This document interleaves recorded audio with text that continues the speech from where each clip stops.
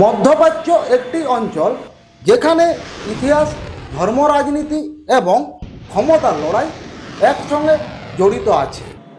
Iran, Israel, America, এই তিন শক্তির দ্বন্দ্ব কি বিশ্বকে নতুন এক বড় যুদ্ধে ঠেলে দিচ্ছে? কে এই আলী খামেনি? কেন ইরান ও ইসরায়েল একে অপরকে শত্রু মনে করেন? দুবাই বিস্ফোরণের খবর কেন বিশ্বকে নাড়ি দিচ্ছে? আর এই সংঘাতে আমেরিকার ভূমিকা কতটা গভীর? আমরা সব কিছুই বিশ্লেষণ করব আজকের ভিডিওতে। এবং এই যে খামেনির মৃত্যুর যে রহস্যটি, সেই বিষয়েও আমরা আলোচনা করব। তার আগে বলি, নমস্কার বন্ধুরা, আমি মানু। আপনাদেরকে অনেক অনেক স্বাগত, শুভেচ্ছা আর ভালোবাসা জানাচ্ছি আমাদের এই ছোট্ট ইউটিউব চ্যানেল মানু পাত্রতে। বন্ধুরা, আলী খামেনি জন্মগ্রহণ করেছিলেন 1939 সালে। তিনি ছিলেন একজন ধর্মীয় নেতা এবং ইসলামিক বিপ্লবের সক্রিয় সমর্থক। 1979 সালে ইরানে ইসলামিক বিপ্লব হয়, শাহ সরকারের পতন ঘটে, নতুন ইসলামিক পূজাতন্ত্র প্রতিষ্ঠিত হয়। বিপ্লবের নেতা ছিলেন আয়াতুল্লাহ খামেনি। 1989 সালে তার মৃত্যুর পর আলী খামেনি দেশের সর্বোচ্চ নেতা হন। ইরানের রাজনৈতিক কাঠামোতে সুপ্রিম লিডারের পদটি হচ্ছে সর্বোচ্চ পদ, মানে বলতে পারেন ওনার কথাই হচ্ছে শেষ কথা। তিনি সেনাবাহিনী, বিচার বিভাগ, রাষ্ট্রীয় সম্প্রচার সবকিছুর উপর প্রভাব রাখেন। খামেনির রাজনৈতিক অবস্থান পশ্চিমা শক্তির বিরোধিতা, ইসরায়েলের কড়া সমালোচনা, পারমাণবিক কর্মসূচিতে দৃঢ় অবস্থান। এক সময় ইরান ও ইসরায়েলের সম্পর্ক স্বাভাবিক ছিল, কিন্তু 1979 সালের বিপ্লবের পর ইরান ইসরায়েলকে স্বীকৃতি দেয় না। ইরান মনে করে ইসরায়েল ফিলিস্তিনি ভূমি দখল করেছে। ইসরায়েল মনে করেন ইরান তাদের ধ্বংস করতে চায়। এই দ্বন্দ্ব ধীরে ধীরে আঞ্চলিক শক্তির লড়াইয়ে পরিণত হয়। তারপরে এই পরিকাঠামো, এই যে কাল নয় পরশু আচমকা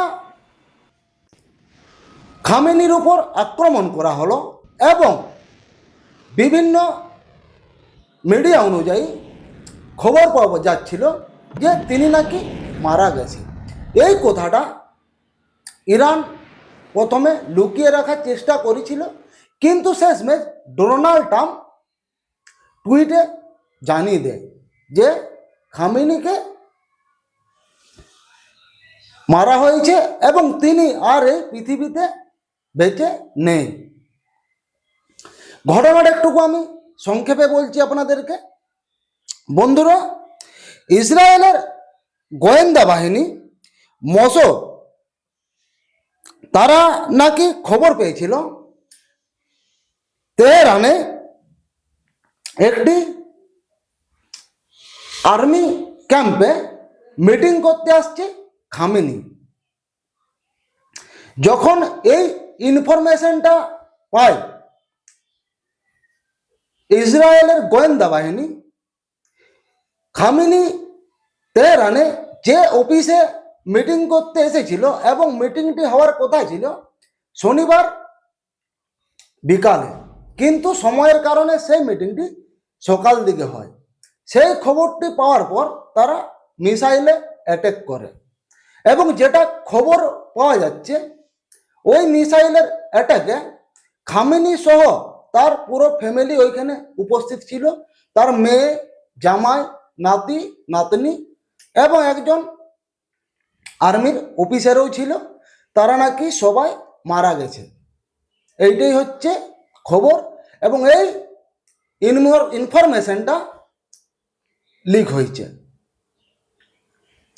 তবে এই যে ইরান এবং ইসরায়েলের যুদ্ধের দিকে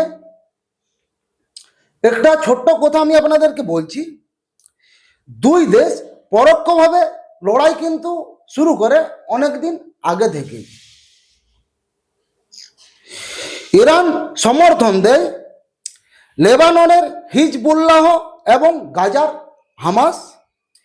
ইসরায়েলের পাল্টা সিরিয়ার ইরানের সামরিক ঘাঁটিতে হামলা, ইরানে পারমাণবিক বিজ্ঞানীদের উপর গোপন হামলা, এই ছায়া বহু বছর ধরেই চলে আসছিল। ইরানের পারমাণবিক কর্মসূচি বিশ্ব রাজনীতিতে বড় ইস্যু হয়ে ওঠে। 2015 সালে একটি ঐতিহাসিক চুক্তি হয়েছিল জিসিপিওএ। এই চুক্তিতে ইরান তার পারমাণবিক কর্মসূচি সীমিত করতে রাজি হয়, কিন্তু 2018 সালে আমেরিকা চুক্তি থেকে সরে দাঁড়ায়। নিষেধাজ্ঞা পুনরায় আরোপ করা হয়। এর ফলে উত্তেজনা আবার বেড়ে যায় ইরান এবং ইসরায়েলের মধ্যে। কিন্তু এই যে ইরানের উপর মিসাইলে আক্রমণ করা হলো, এই খবরটা পেয়ে অনেকেই দেশ কিন্তু আনন্দে জেশন মানাচ্ছে, আবার অনেকেই দেশ কি করছে, এর বিরোধিতা করছে। কিন্তু এই বিষয়টা রাশিয়া এবং চীন নিন্দা জানাচ্ছে পরোক্ষভাবে, তারা কোনো মতেই মেনে নিতে পারছেনি। এবং একটি রিপোর্ট অনুযায়ী যেটা আমি দেখলাম, খামেনির এই মৃত্যুতে পাকিস্তানের করাচি অনেকেই মানুষ মার্কিন উপদেশে প্রবেশ করেছিল এবং সেখানে তারা পরোক্ষভাবে আগুন জ্বালিয়ে এবং একটা লড়াইয়ের ভারসাম্য চেষ্টা করেছিল। কিন্তু সেই সব সামলানোর জন্য ওইখানের পুলিশ গুলিবর্ষণ করে এবং যেটা শোনা যাচ্ছে 10 জন নিরীহ মানুষ করাচির মারা যায়। আর এই দিক থেকে আমাদের ভারতের জম্মুতে কিছু মানুষও পরোক্ষভাবে এই খামেনির মৃত্যুটা মেনে নিতে পারছেনি। এটাই হচ্ছে সবথেকে বড় আলোচ্য বিষয়। আর একদিকে এই যে ইসরায়েল এবং ইরানের মধ্যে যুদ্ধ চলছিল, যেটা নাকি শোনা যাচ্ছে ইসরায়েল টোটাল 1200টি গোলা বর্ষণ করেছে ইরানের উপর এবং ইরানের অনেক ক্ষয়ক্ষতি হয়েছে, যেটা শোনা যাচ্ছে পরোক্ষভাবে। কতটা সামনে এসেছে সেইটা এখনো পর্যন্ত জানা যায়নি। তবে এই বিষয়ে যা খবর পাবো আমি আপনাদেরকে জানাবো। কিন্তু এই যে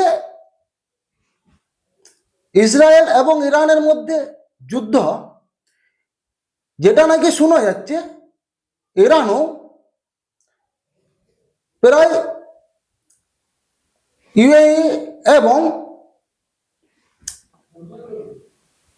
কাতার ওইসব রাজ্যগুলির উপরও নাকি হামলা চালিয়েছিল এবং অনেকেই ক্ষয়ক্ষতি হয়েছে।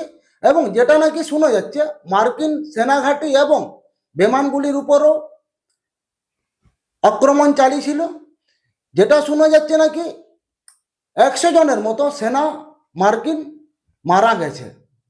কতটা সত্যি সেই খবর এখনো পর্যন্ত আসেনি, যেটা শোনা যাচ্ছে সেটা আমি আপনাদেরকে বললাম। কিন্তু সব থেকে বড় আর একটি বিষয়, এই যে ইরান ইউএই এবং কারাতের উপর হামলা চালালো, কিন্তু সেই ক্ষেত্রে আমেরিকা যেটা নাকি মেইনস্ট্রিম মিডিয়া বলছে যে ওনারা নাকি ড্রোন হামলা চালিয়েছিল।